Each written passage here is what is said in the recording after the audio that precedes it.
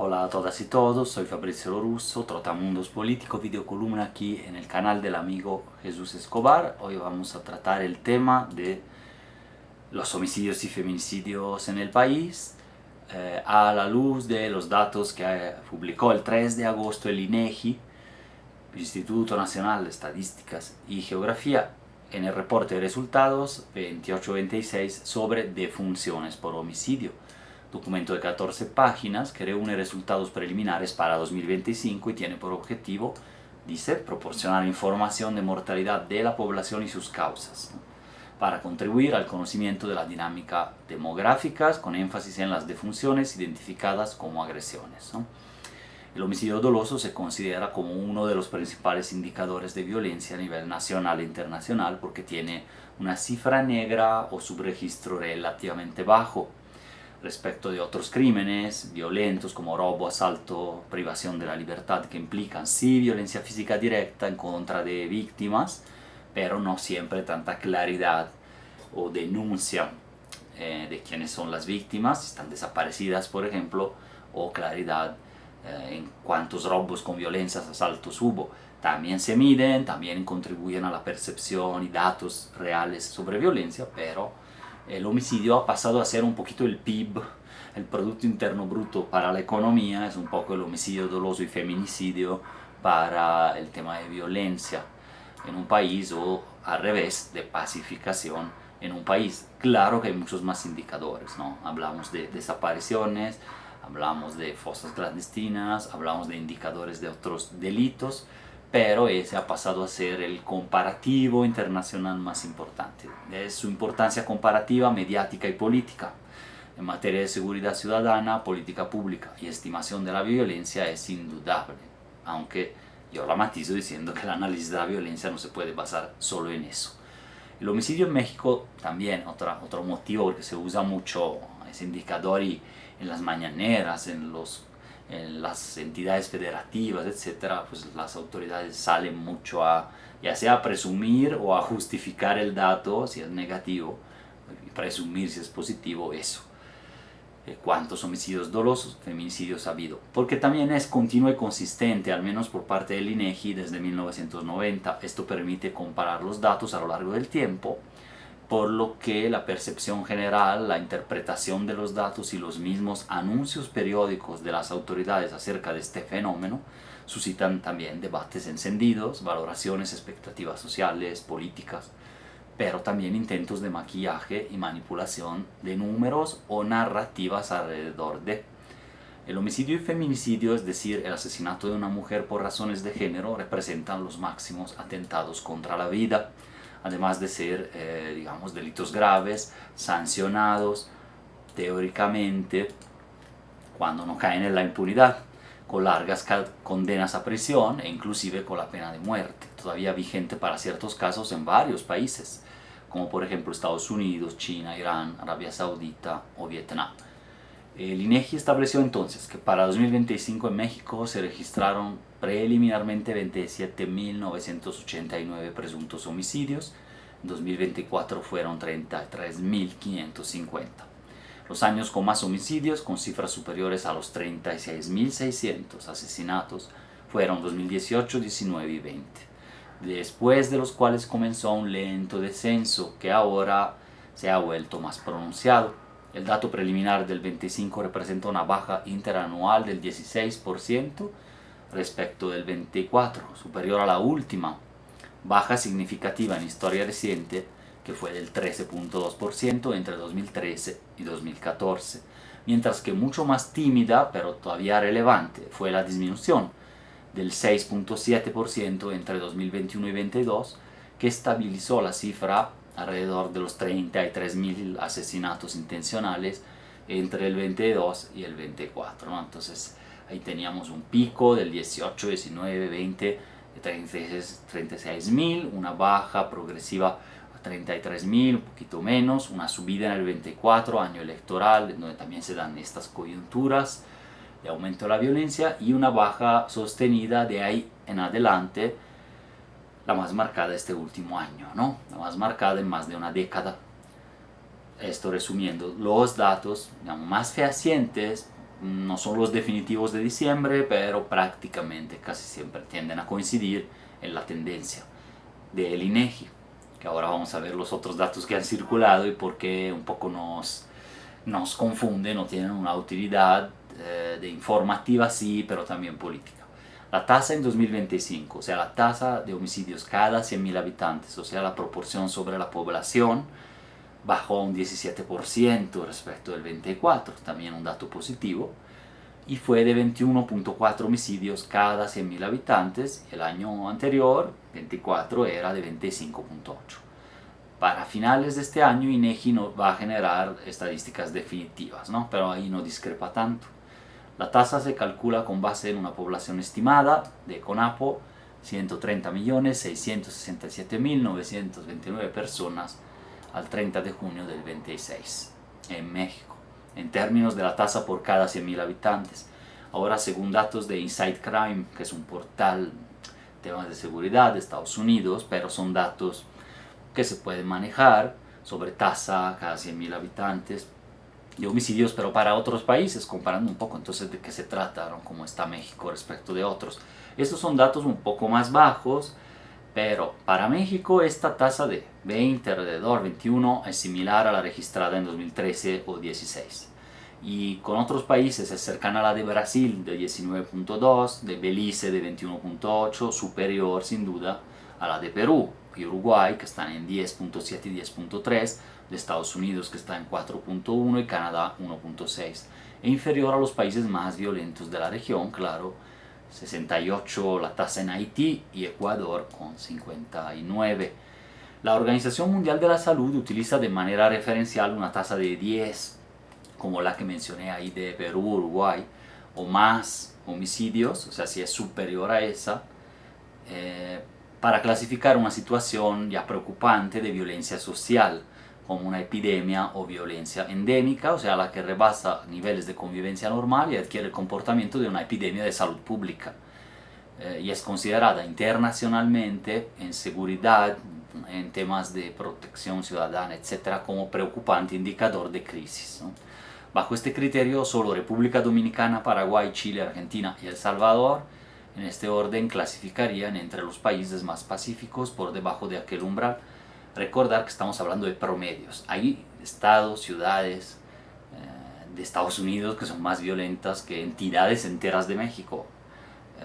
Y hay partes de México que son casi pacíficas como países europeos. Entonces varía mucho a nivel de municipios, regionales, etcétera. Ya lo vamos a ver un poquito más con los datos de INEGI nuevo. México se colocó por debajo de esa tasa umbral de 10 de la OMS durante muchos años, a finales de la década del 90 hasta 2007, que fue el pico más bajo. Estaba entre 7 y 8 la tasa, como Costa Rica, pongamos así, ¿no? Se comparaba con esos países o ciudades medianas de Estados Unidos, medianas en términos de violencia, ¿no? O sea, no era alta, ¿no? Pero después los asesinatos comenzaron a escalar año tras año, pasó de 7 a 21 la tasa por población entre 2007 y 2012, que es el sexenio de Calderón, y eso fue debido, entre otros factores, es un tema muy complejo, no depende tan solo de una persona, me parece, ni de una sola parte de la estrategia, pero sí de un conjunto de factores en que predominó una llamada estrategia de guerra al narcotráfico con Calderón, consistente en la militarización de seguridad pública, despliegues de violentos operativos policíaco-castrenses sobre los territorios, también unidos a formas de despojo criminal, el crecimiento también del flujo de armas de fuego, legales e ilegales, cada vez más accesibles en México. Aquí está una responsabilidad enorme,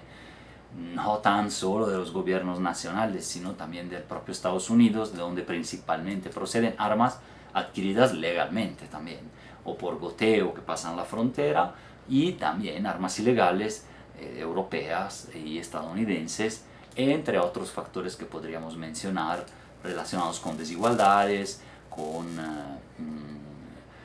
descomposición del tema criminal, la colusión en ciertos territorios de aparatos del Estado, etc. Pero bueno, ahí explota y se triplican los homicidios, que siguen subiendo con Peña Nieto, pero tienen un par de años, 3 de baja también, que es la última baja relevante que mencioné, comparable con esta baja que estamos teniendo ahora, en totalmente otro contexto, más de 10 años después de esa baja. Por eso es bastante histórico el dato que está dando incluso el del INEGI. El boletín de INEGI además detalla que el principal medio especificado que se usó para provocar la muerte fue disparo con arma de fuego. Y ahí va el mismo dato, con 70.8%, arma corta, rifle, escopeta, arma larga y otras armas de fuego y las no especificadas. Siguió armas u objetos punzocortantes, con 9.4%. Sin tantas armas de fuego en circulación, es evidente en efecto que se debería esperarse una bajada sostenida en homicidios dolosos. Y ahí puede apuntar una política pública todavía débil. Parar el flujo de armas y de secuestrar las armas detenidas ilegalmente, restringir el acceso en el país y descomisar o más bien canjear de manera masiva, permanente, clara las que están en circulación. Yo creo que sería una bonificación, una purificación antiarmamentista en el país, muy necesaria porque simplemente no habría tantas formas tan eficaces, disponibles y rápidas de matar. Guanajuato, de 2024 a 25 tiene una disminución incluso mayor que el promedio nacional del 18.56% en términos absolutos, ¿no? Contribuyendo bastante al dato conjunto, ya que cuantitativamente sigue estando en primer lugar nacional. O sea, son muchos, pero una baja en Guanajuato y en otros estados que vamos a ver ahora significa mucho para el dato nacional, o sea, impacta porque son los estados que concentrados representan más de la mitad, a lo mejor, de los homicidios, ¿no? Estoy pensando en Sinaloa, Baja California, estados Guanajuato, Guerrero, etc., ¿no? Tuvo 3.249 asesinatos intencionales, que en 2024, sin embargo, fueron 4.035. Entonces, una tasa ahora de 51 homicidios cada 100.000 habitantes, que es de todos modos 2 veces y media la tasa nacional, todavía muy superior. Para revertir eso hay que esperar un periodo mayor y la baja sostenida. Vamos a ver si se mantiene a nivel nacional y sobre todo de estos estados y macro regiones.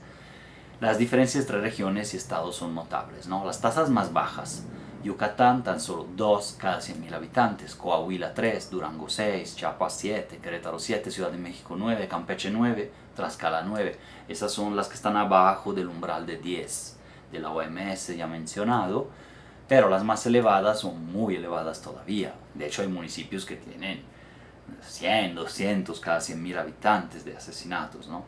Pero como estados, Colima 89, 4 veces y media promedio nacional de 20, Morelos 58, 3 veces, Sinaloa 57, Baja California 55, igual, están en el mismo rango, Sonora 54, Chihuahua 53, Guanajuato 51, Guerrero 59, ¿no? Y Tabasco 36. El INEGI capta información para estadísticas de defunciones. Se basa en registros de salud, registro civil, certificados, actas de defunción, agencias del MP, los cuadernos estadísticos de defunción. A partir de 2015 utiliza el dato de los CEMEFOS y de secretarías de salud, ya desde antes, y por defunción de muertes accidentales y violentas, ¿no? Y ahí va desglosando cuáles son presuntos homicidios dolosos, con datos parciales ahora y definitivos a finales de cada año, ¿no? Esta aclaración es importante metodológicamente para entender la diferencia, ahora sí, entre lo que comunica y mide el INEGI y los datos que en cambio periódicamente todo el año difunden instancias gubernamentales, sobre todo la Secretaría de Seguridad y Protección Ciudadana, encabezada en el federal por Omar García Harfuch, y sus equivalentes en las entidades federativas de cualquier partido, ¿no?, político que estén gobernando en los estados. En estos ámbitos es donde se ha desatado una guerra de cifras que ha pretendido influir en la percepción acerca de violencia en general y el homicidio en particular, un poco como sucede con las desapariciones de personas y luego con las fosas clandestinas. Esto fue a través de comunicación constante de resultados que sin embargo son parciales, fragmentados y diversos por fuente, por metodología, que es la del secretariado ejecutivo, por un lado, entonces no tan completa y fehaciente, más resuelta como la del INEGI y más manipulable, pero que impacta mucho la opinión pública día tras día con tantas comunicaciones que crean cierta cortina de humo. Entonces hay tasas, promedios diarios, promedios mensuales, cifras absolutas, pero con cortes más o menos a la carta o arbitrarios centrados en mostrar que tanto o cuánto varían los homicidios y feminicidios desde el inicio de una administración, que es un corte arbitrario, desde el 1 de septiembre, desde el 1 de octubre, tal, ya sea federal o estatal o municipal, o desde el inicio del año en curso, o bien desde el mes de febrero del 23, 24, 25, 26 comparados. Hemos escuchado todo eso, ¿no? A partir de comparaciones también entre el mismo mes de años anteriores, o decir cuál es el mes más letal de la última década, de compararlo con el menos letal, y entonces la baja parece del 70%, ¿no?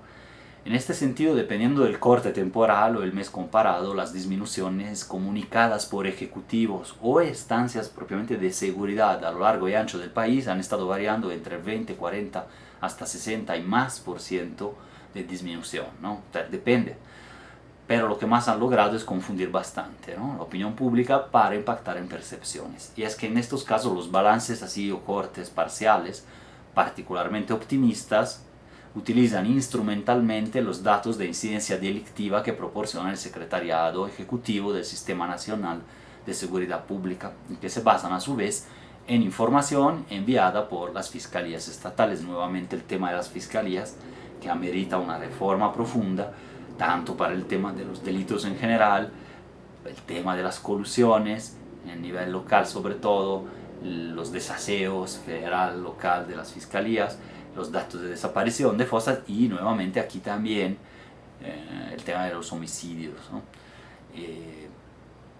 Por lo tanto, señala la metodología del CES-NSP, el CENS, Secretariado Ejecutivo, se registra la ocurrencia de presuntos delitos registrados en carpetas de investigación iniciadas en las agencias del MP de las entidades federativas. Esta información es reportada por procuradurías y fiscalías al Centro Nacional de Información del Secretariado Ejecutivo del Sistema Nacional de Seguridad Pública. Por lo que se comunica entonces el número de víctimas de homicidio doloso y feminicidio clasificado preliminarmente así por fiscalías, que todavía están investigando incluso, ¿no?, el tema, y entonces pueden cambiar, clasificar de una u otra manera, tipificar de una u otra manera cuando hay un cuerpo, un delito violento, ¿no? Lo que se comunica entonces es el número de víctimas de homicidios y feminicidio, y usualmente este número discrepa de lo que recaba el INEGI, que normalmente es más o menos, es más alto, ¿no?, del 1, del 5, del 20% que el del CENS, ¿no?, que se basa entonces el INEGI en secretarías de salud y otras. La tipificación de las fiscalías y las comunicaciones del secretariado, muy periódicas, que por cierto parece que la semana pasada suspendieron con un comunicado en el portal, hay que checar si todavía está vigente, dijeron para favorecer la transparencia, pero bueno, a mí me parece que es un retroceso, pero suspendieron ahí la comunicación periódica, diaria, semanal, mensual de los datos. Entonces no sé si va a seguir así o no, vamos a estar observando, pero lo señalo, ¿no? Pero las comunicaciones basadas en datos del secretariado, que son temporales, que se basan en carpetas, que dependen, que se van a confirmar por el INEGI después, se han prestado a estas interpretaciones, narrativas y reclasificaciones, variables según políticas institucionales y locales no declaradas, hipótesis de investigación de delitos más o menos fundamentadas y criterios no siempre tan técnicos, que a la postre pueden alterar el registro, ¿no? La percepción ciudadana, y un poco va por ahí, la comprensión del fenómeno homicida y feminicida y el mismo consenso popular después acerca de los resultados de la política en materia de seguridad. Esto sucedió y sigue sucediendo, no es nuevo. Típico ha sido el empleo de la categoría de homicidio culposo con otro elemento para ocultar homicidios dolosos propiamente dichos, pero que la fiscalía puede jugar ahí con esas categorías. Por otro lado, si bien no me parece correcto ni honesto sumar el número de personas desaparecidas en un periodo determinado a los homicidios, también es, para mí son indicadores de violencia extrema, sí, los dos, pero sumarlos para crear una sensación de mayor pánico o de mayor violencia no me parece correcto, ni metodológica ni, digamos, éticamente, ¿no? Pero sí lo han hecho comentaristas, periodistas en el pasado reciente. Entonces, ahí sí yo discrepo de esa postura, pero queda la duda y sería interesante conocer cómo y cuándo los cuerpos sí de personas muertas y restos humanos recuperados de fosas clandestinas y otros sitios de inhumación o hasta destrucción ilegal de cuerpos son incorporados por las fiscalías en estadísticas de homicidio, dónde y cuándo y cómo entran en ese dato, porque sí hay muy poca transparencia al respecto y ha sido un factor crítico. O sea, hay territorios que tendrían tasas de homicidio realmente más altas si contaran bien los cuerpos en las fosas. Igualmente, al analizar las diferencias entre datos del SESM, del Secretariado e INEGI, superiores casi siempre a aquellos, el programa de seguridad ciudadana de la Universidad Iberoamericana ha detectado un aumento notable de discrepancias entre el 24 y el 25, señalando cómo estas brechas se incrementaron más en las entidades con mayor descensos en homicidios, como Quintana Roo, Zacatecas y San Luis Potosí. Me explico. En estos estados y muchos más, y a nivel nacional, lo que el INEGI dice ahora de 27.000 y tantos homicidios discrepa bastante de los 23, 24.000 homicidios que dice el secretariado. Discrepa este año del 15%, o sea, hay bastante diferencia. En 2024 discrepaban del 8.5%, 2022, 23 por ahí del 4% y antes era del 1-2%, o sea, cada año ha ido incrementándose la diferencia entre lo que comunican en prensa, por ejemplo, o lo que dicen los gobiernos locales, federal, de cómo va el homicidio día con día, o bien las comparaciones mensuales o por administración, y parece entonces menor el dato, parecen pocos, respecto de lo que realmente es, ¿no? Es un poco, se ha incrementado esa brecha. Ahora, hay países de América Latina también con un problema de asesinatos altos, registros forenses, fiscalías ineficientes, etcétera, que lo pueden tener entre de Colombia, Brasil, pero es típico de América Latina que llegan, sí, a tener una diferencia entre datos de la instancia de estadística y datos de defunciones con las procuraciones de las procuradurías de justicia y fiscalías alto, del 10, 15, 20 o más por ciento. Sucede en América Latina, pero en México efectivamente hasta hace poco no sucedía. Eso revela este estudio de la Ibero Ciudad de México. Eso puede revelar probables patrones de omisión y reclasificación de las fiscalías a reportar muertes violentas en los estados. Por ejemplo, en aquellos datos cae el homicidio doloso, pero aumenta el culposo con arma, que son ambiguas, o un culposo con arma de fuego, blanca u otro elemento, que es una categoría dudosa aplicada sobre todo en Guanajuato, Quintana Roo, pero en otros momentos en Veracruz y Ciudad de México, ¿no? También crece en muchas regiones el homicidio doloso sin modalidad especificada. Luego se puede desclasificar a culposo.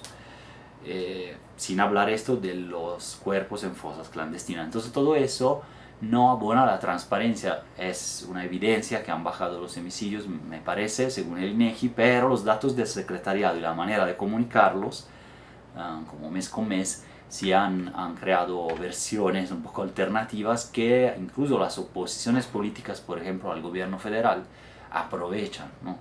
Y usan a su manera esos datos. Lo mismo ha estado pasando con el Registro Nacional de Personas Desaparecidas y No Localizadas, donde ha habido poca claridad.